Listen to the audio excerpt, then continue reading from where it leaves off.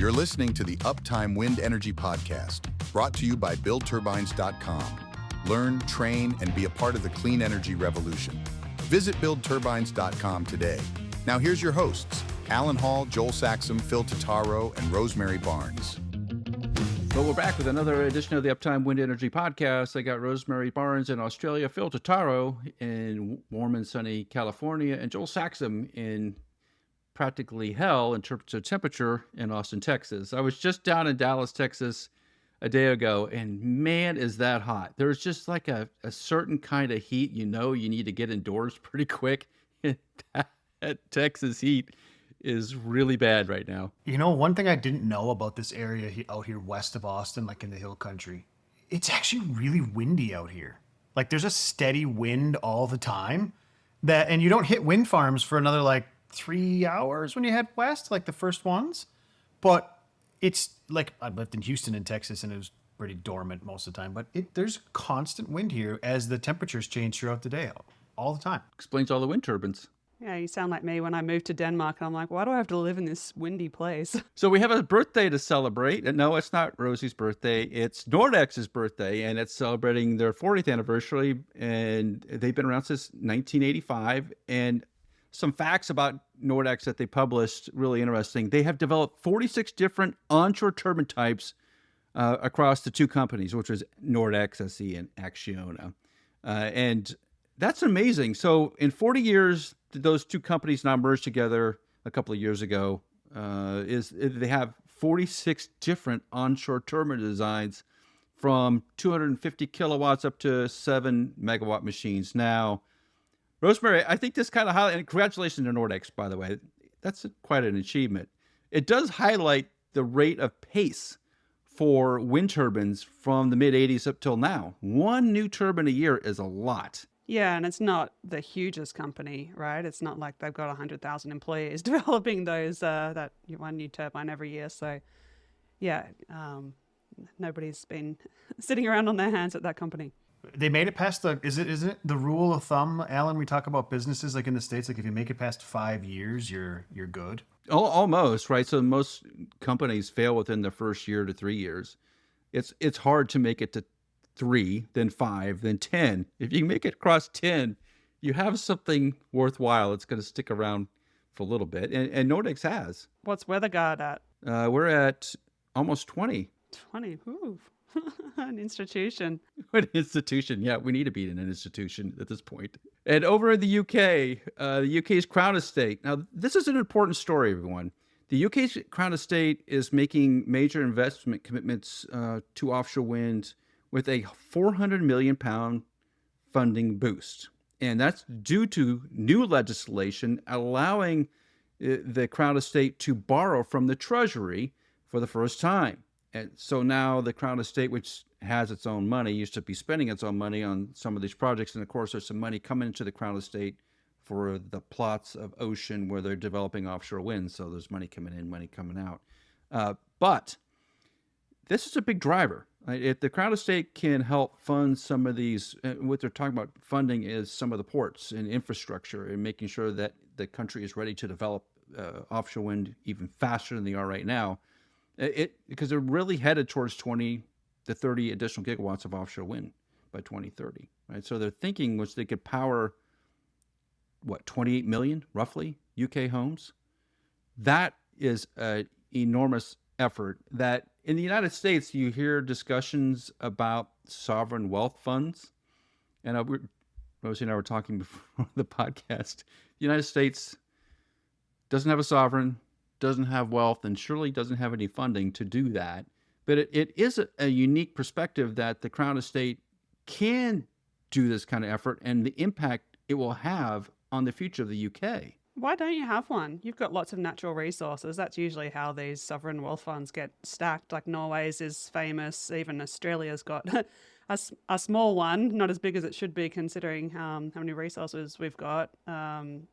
The oil producing countries across the Middle East have them.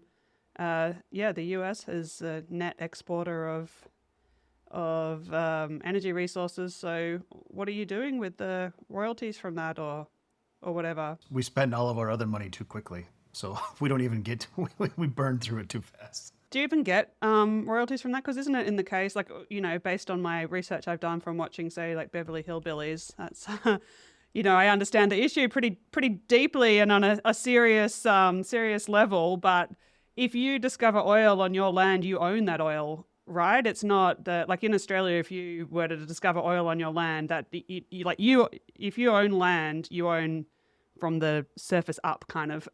Whereas in Australia owns everything below it, so you'd never get the Beverly Hillbillies couldn't have been set in Australia because they wouldn't have gotten that rich. So the difference in the States is we treat mineral rights, which as we call them, as fee simple property. So you can sell, like if I own this piece of land I sit on, I can sell the land, but I can also retain the mineral rights as my property. Now the difference is like, so in Canada the Crown owns the subsurface, so you would go through them to do things. But in the States, the only caveat to that is if it is actual federal land. So if it's Bureau of Land Management owned land or federally owned land, and you're drilling on it, or you somehow got permission to drill on it, then, or stuff out off the continental shelf, like offshore, right? Then the government will get a percentage of it. But that stuff, I don't know where it goes, to be honest. It might go in the general fund. But there's a couple of, like, the state of Alaska has its own sovereign fund. They have a thing called the permanent fund. And all of the oil and gas that gets done in Alaska gets put into that permanent fund. And if you're a resident, then every tax season, the residents, depending on how that fund is doing, get a draw. And sometimes that draw is like, man, it can be $2,000 to $6,000 a person. Yeah, well, life's probably pretty tough up there. They can probably use the help with their energy bills and stuff, transport. The latest numbers I've heard about the federal property, or what the valuation of all this land is and what could be mined and drilled out of it, is $100 to $200 trillion. Does everybody hear similar numbers to that? It's a lot of money. That's a lot of money. So when the national debt comes up, you hear this discussion of, well, the U.S. could sell $100 trillion worth of mineral rights, and sure, possibly, but it is a different proposition. That if the U.S. is going to remain competitive with the world, things like what the UK are doing are going to pull a lot of investment over there. And the UK is only second to China right now on offshore wind. That is remarkable. Well, they were first until recently, right? It was China caught up to them, not the other way around. And these investments, like the Crown investment here, that's not going like into a wind farm. That's going into supply chain build out, correct? Right. It's going in to do the infrastructure. Yeah. Is it grants, or is it like a loan program, or do we know that? Or is it just kind of like, hey, we have this fund available? Well, so just to also clarify how the Crown Estate works, basically, they normally get money from, they, as you said, they own, seabed and certain rights throughout the UK. But what happens is the money that anybody pays for the leasing of that goes into a trust, effectively. The Crown Estate and the government together kind of co-administer this trust, and then the Crown Estate, which is basically, the royal family, gets paid out of that trust fund on an annual basis. They get a stipend. So basically what they're doing is, this is a small tweak so that they can take loans against that money that's being held in the trust. So it's not, the fact that they're able to spend it is important, but they're not really doing anything particularly revolutionary finance-wise. Now, as we just clarified too, they're only really spending this on investments in the infrastructure, for instance, port infrastructure. They may provide money in the form of grants for smaller businesses to build up certain supply chain capabilities, or I've also heard that they want to institute more training programs for, apprenticeships and things like that for folks that want to do construction or service and repair jobs. So, there's going to be money made available as part of this investment fund, and I guess they'll decide how it gets doled out. As wind energy professionals, staying informed is crucial, and let's face it, difficult. That's why the Uptime Podcast recommends PES Wind Magazine. PES Wind offers a diverse range of in-depth articles and expert insights that dive into the most pressing issues facing our energy future. Whether you're an industry veteran or new to wind, PES Wind has the high-quality content you need. Don't miss out. Visit peswind.com today. Well, you need to download the latest version of PES Wind. You can do it at peswind.com. Great articles. The front cover has Hella Service on it. We were with Hella Service not long ago, checking out their capabilities. But the article I want to highlight this week is from Pemamek. And we met with Pemamek at Wind Europe in Copenhagen a couple of weeks ago now. Rosie was there too. And they are a Finnish manufacturing automation company. They do a lot of the monopiles, and they're helping automate double XL monopile manufacturing. And Joel, when I was there, the Pemamek people were showing me some of the welds that they do, and it's an automated welding process, but they're welding really thick steel. Steel thicknesses up to, in American terms, 7 inches thick. That is a complicated weld to do, and I think it can only be done with the robots. But they're having a lot of success. Pemamek is having a lot of success because they have all the technology, and it's a family-owned company. This is what they do. They do automation. They make life easier, and they lower the cost of wind turbines, and particularly towers, because they can do these really complicated tasks repeatedly. I think that's the key here as industrial automation moves forward. Anything in heavy industry is automation, automation, automation. We talk about automation in the wind industry with maintenance being done possibly by robots and these kind of things. You've seen it in the auto industry, these large industries churning things out. It needs to happen. And one of the reasons being is if you're doing really complicated stuff like welding something that thick or welding anything in over and over and over again, good welding technicians are hard to find. I will raise my hand and say, I use a grinder more than the welder when I'm welding. So that's pretty commonplace, right? So if we want to be able to scale anything for offshore infrastructure with large components, or onshore for that matter in wind, automation has to be part of the solution as we move forward, and these guys are making it happen. Yeah, it is a area where Pemamek is driving the industry.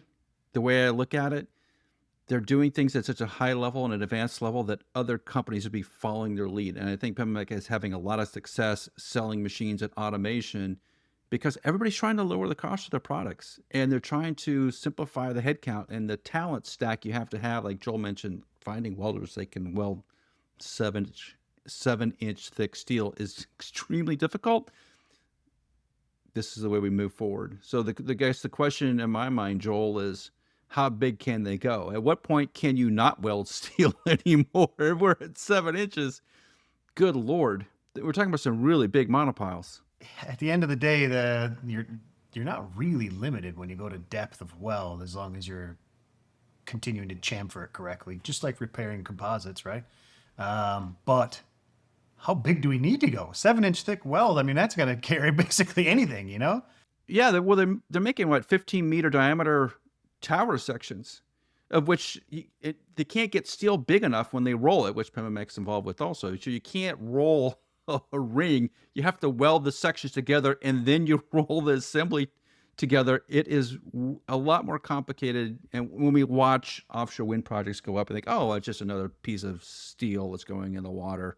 No, it's actually a ton of technology and a lot of engineering time that went into making that part. Well, as long as they're done well, then these offshore wind farms can hold up to these random ships bumping into them offshore. So kudos to Pemamek for helping us out there. If you haven't downloaded the latest edition of PES Wind, go to peswind.com and do it today. I didn't talk about this news story back when it happened, which is several months ago now, but I wanted to bring it up because I had a LinkedIn discussion with Derek Rutherford about drone sightings, like unauthorized drones being around offshore wind turbines. Now, my first thought when it came up was, well, it's just some kids screwing around, but honestly, it probably isn't. And I went back and looked at some more recent articles of what countries are doing in regards to the drone threat, and the Germans are really on top of it. In fact, German authorities required offshore wind farms along the northern coast of Germany to install radar facilities as the escalation of some of the conflicts near them ramped up. And that put a thought in my head like, oh, wow, all right. So the Germans are out putting radar systems on to see what's flying around. That makes sense to me. I don't think that has been instituted in other countries, but it would seem like the right thing to do because the second part was there was articles about suspicious drones near Germany in places that they should not be, like near critical infrastructure, a defunct nuclear power plant, some chemical facilities, and LNG facilities. And the problem is that some of these drones now can move so fast, it's hard to even track them. And most of the time, your standard like aircraft radar systems won't see them because they can make them so compact. That creates quite a threat, as we have all seen on YouTube and on television. The drone threat is real. And the number of drones that are being produced today are exponentially higher than 2 years ago, which goes to the question of, do we, US, Europe, all around the world, start putting much more technologies on these wind turbines to protect them from outside threats? Like some of that technology exists today, right, to basically take drones out of the air. And usually it is like, because they have them when Part 107 became a thing in the States, which is basically was followed on by the CAA authorities and the EU and other things. There was rules that got, or things that got put in place during that time where, like, to keep drones, consumer drones out of airports, to keep consumer drones away from stadiums, right? During sports matches. Right, where people were. Yeah, and then there's also things for like TFRs, so temporary flight restrictions, where you can't fly them in certain areas. But there's technology there, like around the outside of airports now, like major, like Class A airspace.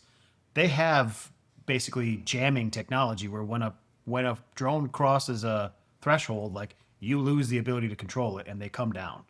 Like that's there, that exists. So and it's in smaller packages too, and it's getting more and more commonplace. There was talk at one point in time of almost all consumer drones having to have the equivalent of, in the States at least, of like an ADS-B transceiver, which is the same thing as any aircraft that fly in FAA airspace. But like you said, right now it's so like I can go down to Walmart and I can buy for like $60 a drone that I can fly a kilometer from me. And it's like, it's consumer grade, it's easy to use, and you can put a camera on it or whatever. But I think that I mean, the risk is, of course, critical infrastructure. In my opinion, we should be looking at this as more of a critical infrastructure risk. I think that the Germans are doing is right. I guess the question of when, how much, and how far do you go? Onshore turbines, would that be included in the risk assessment? I know there's a lot of discussion in the United States about using drones with Chinese components in them and where that data goes. A lot of the inspection companies are trying to navigate those discussions right now, because I think you're going to see a prohibition on drones with Chinese technology if it hasn't happened already. I think a lot of the operators are requiring it in the United States. I assume that's going to happen elsewhere in the world, that they're going to be very specific about what kind of drone you can use to image a wind turbine. But then on the protection side, are we going to ramp it up? Is it going to be sort of an industry standard at a point, kind of like an IEC standard for a lot of things? Do wind turbines have some features to detect for drones? I think you have to eventually, because they, like I said, they become energy infrastructure and it's critical infrastructure, and because of their dispersed nature. Like if someone starts buzzing around a thermal generation plant with a drone, there's going to be a problem. Like someone's going to say something, like that person's going to be found, like there's going to be an issue. And at the end of the day, a wind farm is the same thing. It's just dispersed. So like you could cause harm to it. This led me to the connection of, I saw Lena Hellstrom talking about being down in France and working on a protection system for bats and birds that identified bats and birds and then would slow the wind turbines down where those creatures are flying. Rosie, is this a thing now where all the the wildlife identification systems that have been placed on turbines, and a lot of them I think are in Australia. Are those going to be now sort of mandatory, not necessarily for birds or bats, but for other flying things, man-made things that are getting near turbines? I'm sure that you could use the technology for that. I think it would be pretty easy. And if you've got a system in place that's monitoring birds, then I bet that it's not, it's just a couple of extra lines of code probably to add in the drone detection feature. But I'm not sure that it's such a huge thing to worry about. I mean, like you said, the assets really disperse. There are people around, looking at the turbines, monitoring. I don't think it would actually take that long for a human to see a drone in the area. And I also think that the consequence is a little bit lower. It's not like a coal power plant or something like a gas power plant where you could just, with one targeted hit, take out a gigawatt of power. With wind, it would be, turbine by turbine taking out a few megawatts at a time, and it wouldn't take long before that got noticed. It wouldn't be more than 2 turbines. There's humans on these sites most of the time. I think it would get noticed. I'm not sure that it's a bigger risk for a wind farm than for, another kind of asset, and probably a lower risk actually because it's so disperse. So, and like I said, even just a human looking out with their eyeballs wouldn't be such a bad way to, quickly get a handle on it. And Joel, the underwater threat seems real offshore to me. That seems like the most likely threat. If you watch Anduril and some of the defense companies that are really into drone technology, they are increasingly developing underwater technologies to monitor activity under the water, but also to do some offensive application work. Yeah, and that stuff is, the oil and gas industry has driven most of that. But there's take cellular robotics up out of Burnie, in British Columbia. They have a drone, a subsea drone, right? That can go 4,500 kilometers from where you put it in.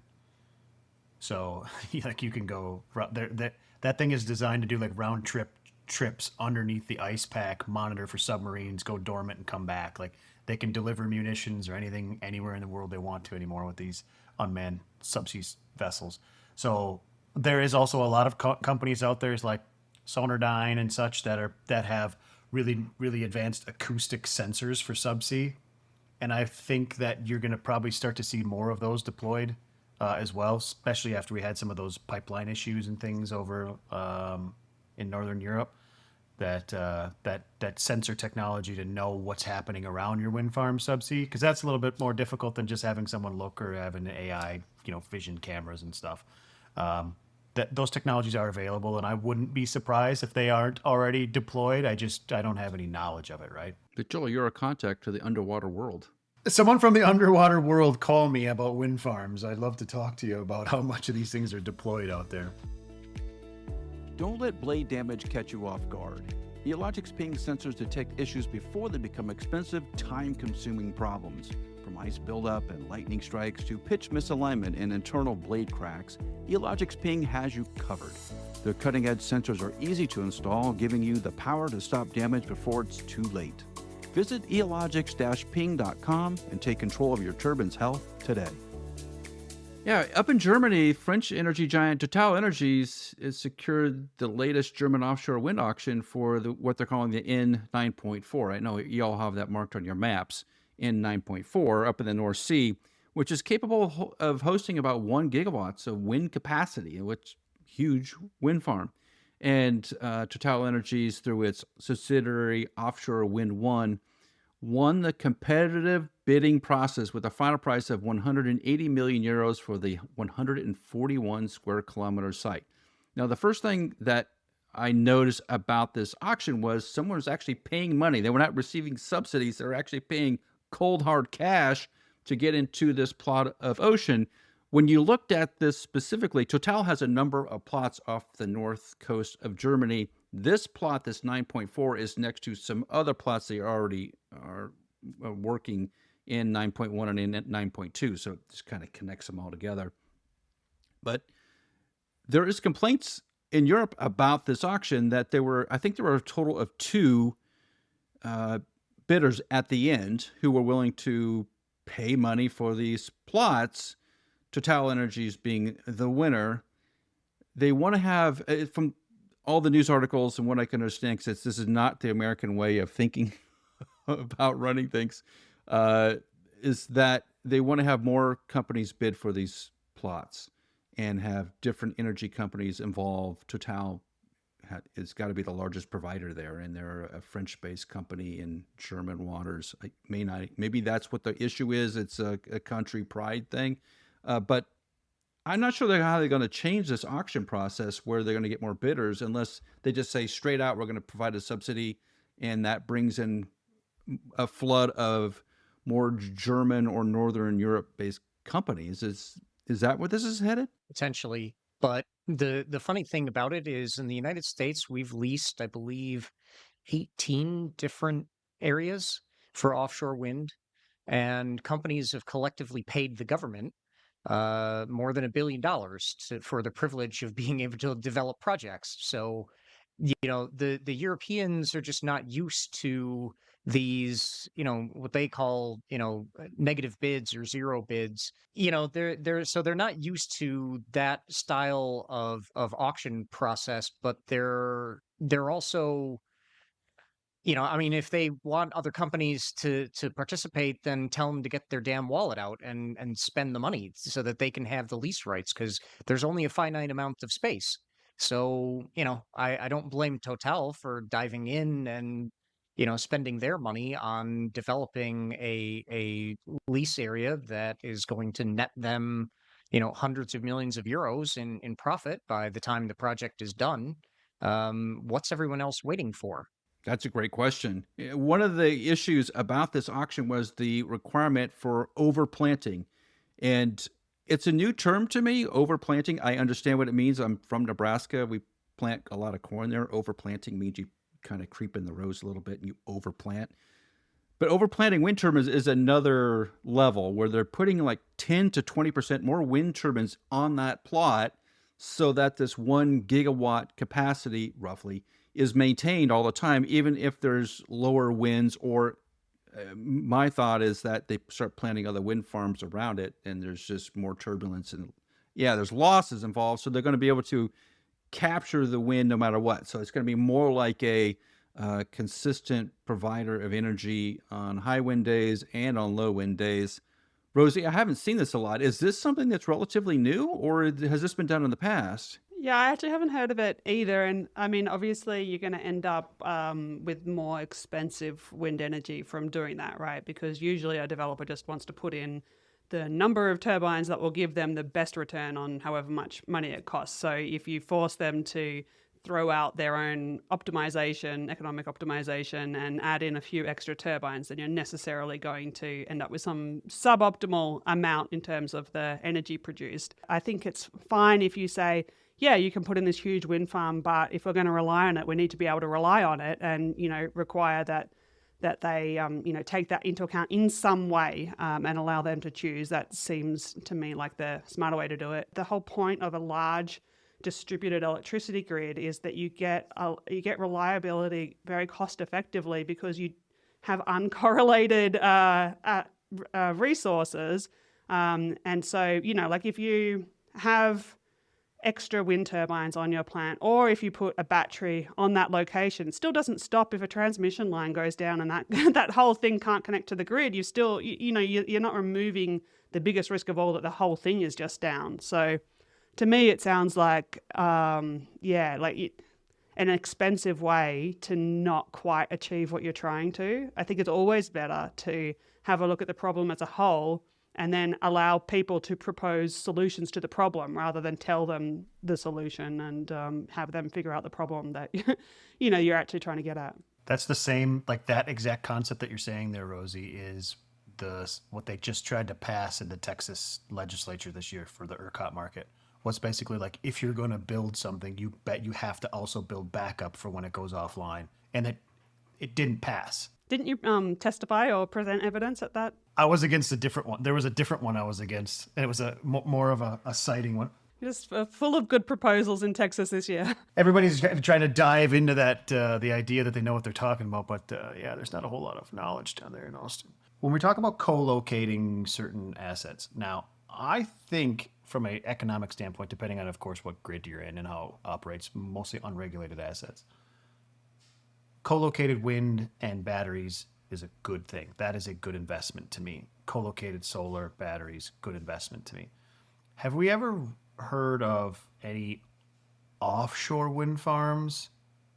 Because battery temperature is not that big of a problem for battery, like to the point where you need to cool them. Like you don't like you, there is companies that make subsea, like not utility scale batteries, but subsea large battery packs because they use them in oil and gas. I've seen them. So that does happen offshore where you can sink a battery pack and you can use resident ROVs and power off it and all kinds of stuff. But nobody's doing that with offshore wind yet. Or is there any spot? I think there's one spot in the UK where they have a battery at a landing, Phil. Dogger Bank. Okay, so Dogger Bank has that big utility scale battery like right on shore. So they're kind of technically co-located, right? They're co-locating so that they can get better capacity factors out of stuff like the transmission that they have to build, and also to do just a bit of the regular energy arbitrage where if they're like Dogger Bank is generating electricity at the same time as all the rest of the offshore wind in that area. So, if they can charge a battery instead of selling it at a cheap electricity price, then that can work out for them. So in a lot of cases it can work to co-locate, and you can get more out of even probably stuff like inverters and transformers and all that stuff that is really expensive and has to be there all the time. You can use it more if you've got a battery. Did TotalEnergies look at this extra turbine requirement as a way to make extra revenue? Because the easy thing to do is, if you don't need all the turbines running in theory to provide power, then why wouldn't you have short-term battery storage? Why wouldn't you create that power and hold it for when it's really needed and the prices go higher? It just seems obvious that they're creating a situation here where Total is going to be using this extra energy and arbitraging it immediately. It's the right move. It's a smart financial move, I think. It's because you're forced to do it. Why not make some money off of it? Yeah, they already have a power sales, an energy arbitrage group through Total anyway for all the other power generation, forms that they have. So absolutely, they're gonna they they are probably. It's funny because they're probably the only company that, given that requirement for this N9.4 site or lease area, that it was either going to be RWE or Total. Those are probably going to be the only two companies that would have been capable of doing this because they have that energy commodities trading capability. But going back to the original premise, which is the Germans are trying to get more people involved. I mean, at the end of the day, yeah, you'll get more people involved if you provide a subsidy. But if you're going to do that, then do it. Commit to it. I mean, at the end of the day, everybody complains about like, oh, the Chinese are subsidizing this or subsidizing that. Well, yeah, they've made a choice that's how they're going to help their companies get a foothold in global markets. And at the end of the day, you may not like the fact that they're doing that. You may think it's anti-competitive or this, whatever you want to label it. But their government has made it a point to support their companies in that way. You want to get out there and compete with the Chinese in a global market, then you got to be prepared to go to the same level that they're willing to go to. Don't half-ass it. All right, the wind farm of the week this week, we're going up to Indiana. So it's a complex. And I know if you talk to any kind of traveling wind turbine technicians, a lot of them have been to this complex because it's a big one. It is the Meadow Lake Wind Farms in Indiana. So it's across a bunch of counties: White County, Jasper County, Benton County, Indiana. It's a little over 800 megawatts in capacity between the whole group. Powers about 250,000 homes. So in that group, over 410 turbines. It's all visible along Interstate 65. So you're in America's heartland, and boom, over 400 turbines there. And the interesting thing is, because it is so big and it is so many projects, you have a mix of turbine models, which you don't see on all wind farms. You have Vestas turbines, you have Siemens Gamesa turbines, anywhere from 1.5 megawatts to 2.5 megawatts for any of the different models, depending on when they were installed. So like many of the other wind farms that we do for Wind Farm of the Week, we always like to highlight the economic impact. So Meadow Lake's generating significant local benefits, of course, about $20 million in economic activity locally. Like I said, those traveling wind techs and all the other people that work on these wind farms spend a lot of money locally. This wind farm is owned by EDPR, the bulk of it. So EDPR is supporting local schools and infrastructure with tax contributions. It's an estimated about $30 million in property taxes paid over the project's life. So not only are they doing goodwill and other thing with educational programs about renewable energy in the area, but they're paying cold hard cash to those counties as well. So the wind farm of the week this week is the Meadow Lake Wind Farm in Indiana. That is this week's Uptime Wind Energy podcast. Thanks for joining us this week. And as always, stay tuned. There's a lot more wind energy news coming your way. And also, remember, on June 25th, which is a Wednesday at 11 a.m. Eastern, we'll be holding our next SkySpecs webinar in conjunction with PES Wind Magazine. And this webinar is going to be on when to do drone inspections and what particular tools you want to use when you're doing inspections.